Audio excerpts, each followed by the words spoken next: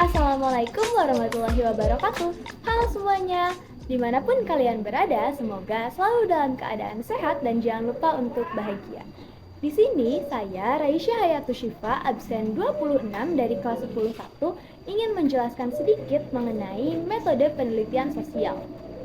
Menurut Surjono Sukanto, penelitian sosial merupakan kegiatan ilmiah yang didasarkan pada analisis sistematis, metodologis, dan konsisten dengan upaya mengungkap kebenaran dalam mengetahui suatu hal. Nah, sampai sini kalian semua paham kan apa yang dimaksud dengan metode penelitian ilmiah? Sebelum melakukan penelitian sosial, peneliti harus membuat rancangan penelitian sosial yang disusun dalam bentuk proposal penelitian. Nah, secara umum, komponen-komponen yang terdapat dalam perancangan penelitian sosial adalah topik dan objek penelitian, judul penelitian, latar belakang masalah, rumusan masalah, tujuan dan manfaat penelitian, landasan teori, penelitian yang relevan, pendekatan dan jenis penelitian, target dan waktu penelitian, serta teknik pengumpulan dan analisis data penelitian. Nah, setelah rancangan penelitian disusun secara matang, peneliti dapat melanjutkan ke tahap selanjutnya, yaitu pelaksanaan penelitian sosial. Penelitian sosial dilakukan sesuai dengan metode penelitian sosial yang dipilih. Nah, setelah data terkumpul, selanjutnya data akan diolah dan dianalisis menggunakan teknik pengolahan data. Nah, di sini ada 3 metode penelitian data. Yang pertama ada metode penelitian kuantitatif, kualitatif, dan metode penelitian campuran. Nah, kira-kira apa sih yang membedakan antara 3 metode itu? Simak video ini dengan baik agar kalian dapat membedakan apa sih perbedaan dari ketiga metode tersebut. Metode penelitian yang pertama yaitu metode penelitian kuantitatif. Metode penelitian kuantitatif menekankan objektivitas numerik atau angka yang diolah secara statistik. Nah, menurut Creswell pada tahun 2012, kuantitatif mengharuskan peneliti menjelaskan hubungan antar variabel dengan variabel lain.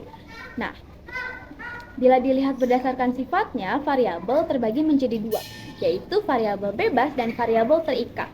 Variabel bebas yaitu variabel yang mempengaruhi variabel lain, sedangkan untuk variabel terikat yaitu variabel yang dipengaruhi oleh variabel lain. Nah, langkah-langkah untuk melakukan penelitian kuantitatif adalah yang pertama, menentukan topik dan mengidentifikasi masalah penelitian. Yang kedua, mencari referensi yang relevan. Yang ketiga, menyusun rumusan masalah. Yang keempat, menentukan metode penelitian. Yang kelima, mengumpulkan data penelitian. Yang keenam, mengolah dan menganalisis data.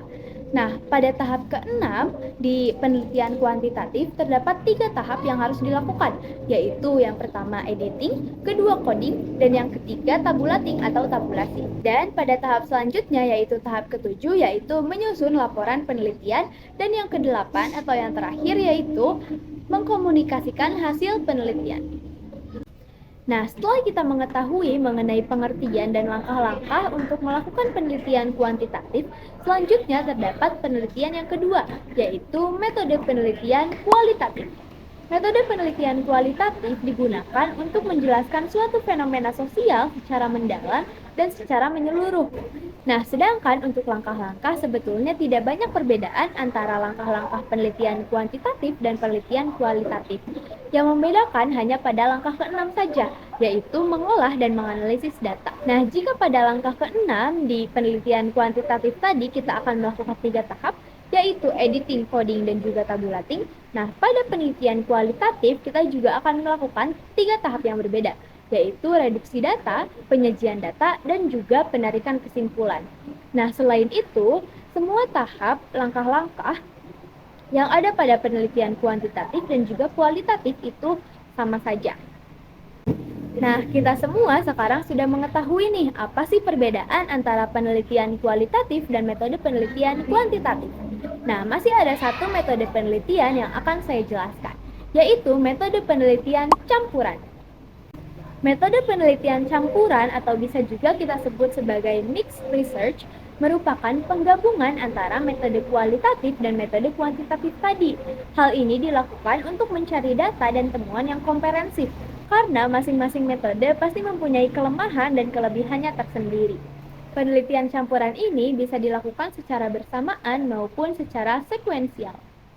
Nah, alhamdulillahirrabbilalamin, selesai sudah pemaparan materi dari saya.